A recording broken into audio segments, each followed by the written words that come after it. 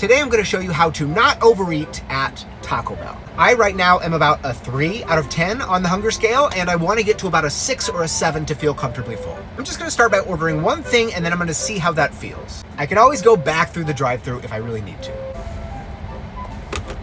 How the hell do you get to this drive-thru? Found it. All right, here we go. Hi, how are you? Hi, I'm great. How are you? Can I just get a veggie fiesta burrito? No cheese or sour cream, please.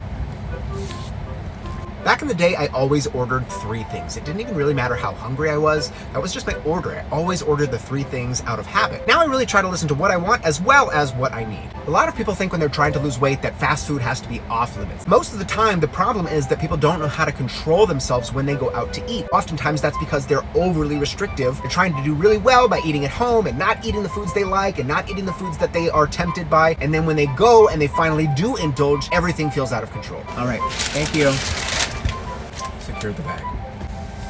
First thing you'll notice is I parked. Why? Because eating and driving is just a recipe for mindless munching. Before you know it, the food's gone and you didn't even taste it. For me, the thing that prevents me from overeating fast food is getting as much enjoyment as possible from the 1 or maybe 2 things that I ordered. Before I learned about intuitive eating, I never really took time to appreciate my food. That starts with me looking at the food, picking it up, feeling the weight, the texture, smelling it. I think this is all really important to the enjoyment of the meal.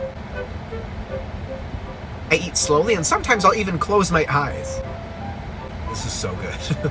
And I'm not just mindlessly eating here. I'm really just enjoying the texture, the flavor, even the temperature of the food. It has a really nice crunch. It's nice and chewy on the outside. These are things that I never really used to think about. And then when I get about halfway through, I will literally pause. I'll put down my food, and I'm going to check in with myself. I'm going to ask, is the next bite going to be my last bite? This just gives me a minute to think about how I feel. And you know what? I'm still hungry, so I'm going to have another bite.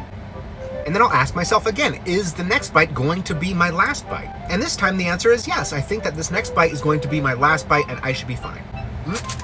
And I know a lot of you are going to think, well, Adam, there's only 3 bites left. Just go ahead and finish it. And I'll be honest, sometimes I still struggle with that finish your plate mindset from childhood, you know?